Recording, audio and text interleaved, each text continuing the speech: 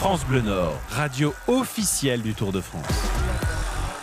En direct de Bruxelles sur France Bleu Nord pour vous faire vivre la première étape du Tour de France 2019, 194 km,5 autour de Bruxelles. Christian Palka, vous êtes à mes côtés et vous avez réussi à trouver une personnalité que moi ça me fait bizarre d'être à côté de lui. Bonjour oui. Gérard Holtz. Bonjour. C'est un plaisir d'être sur France Bleu. Et je peux vous dire que même s'il est un peu sorti de la télévision, il est resté très populaire je l'ai arrêté à 100 mètres d'ici. Oui. Ça a été un calvaire pour arriver ici. J'imagine. Christian. Merci de passer par le micro de France Bleu Nord, Gérard Holtz. Alors pour vous, ça se passe comment la première étape du Tour de France?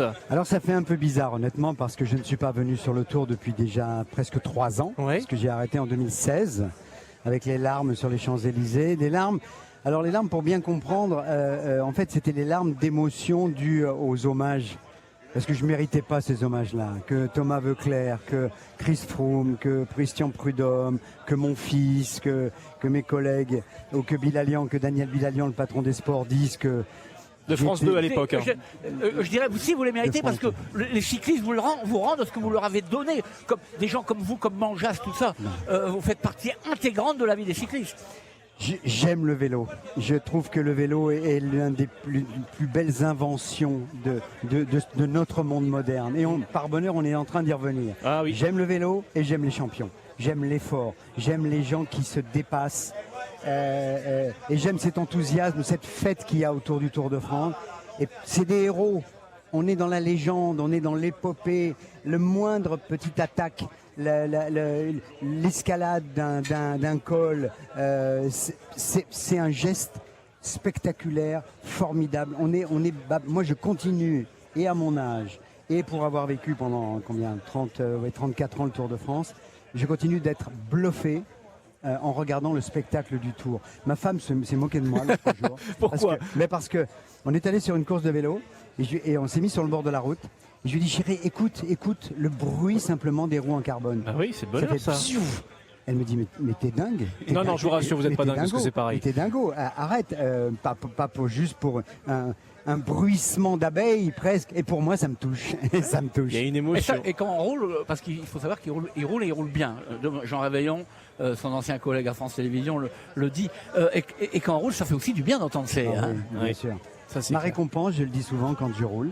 Je roule dans la région parisienne, puisqu'après 3 ans, j'ai vécu 3 ans à Rome, là, avec ma femme qui était la directrice de la Villa Médicis.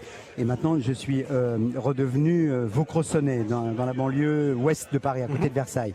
Ma récompense, une sortie de vélo pour moi, c'est de voir un animal sauvage. Un écureuil, une biche, un renard, une chouette.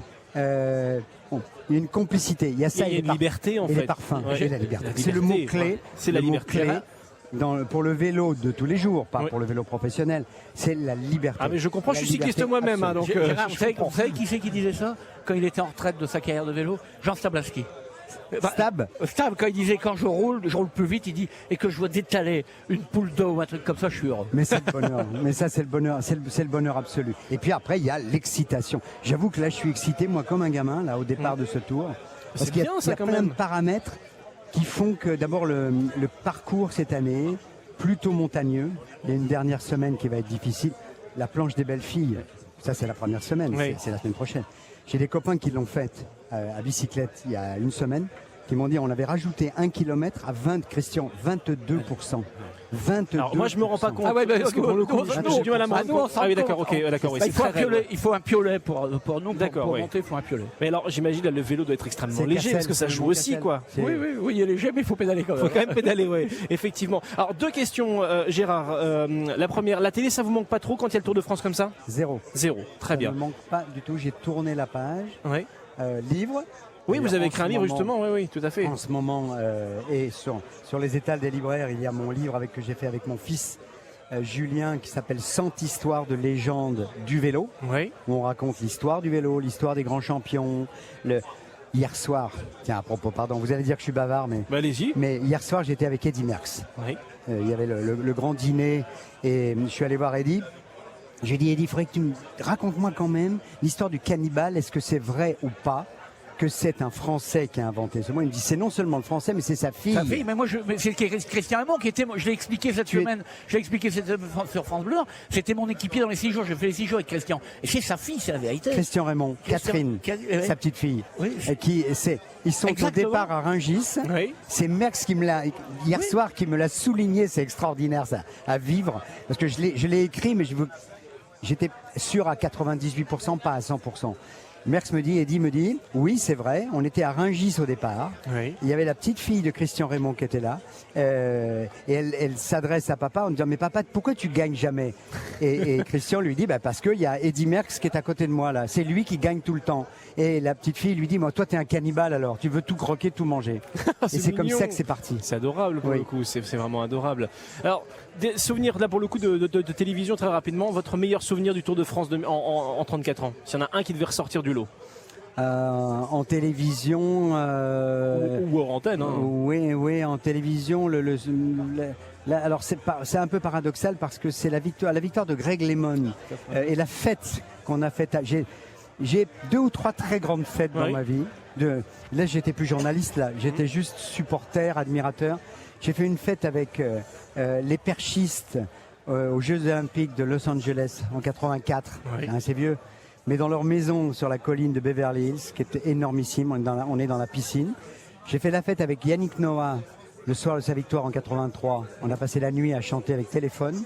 Et avec Greg LeMond, c'est pareil. On a fait du rock'n'roll quand il a gagné le Tour, avec toute son équipe, l'équipe Z. Et on était sur une péniche sur la Seine. C'est un grand moment. Donc c'est pas à l'antenne, mais c'est de partager. C'est de la vie. De partager, ouais. Gérard Holtz, merci. On va vous retrouver dans 1 heure, mais là, ce sera pas en direct pour les grandes histoires du Tour de France. C'est une chronique que vous allez me proposer sur France Bleu Nord tout au long des étapes du Tour de France. Merci d'avoir été avec nous en direct. À bientôt et bon Tour de France. Très grand plaisir. Vive le vélo. Vive le vélo. Et vive le sport. Il va être remplacé par un champion du monde. Eh ben oui. Champion du monde. On vous laisse le casque.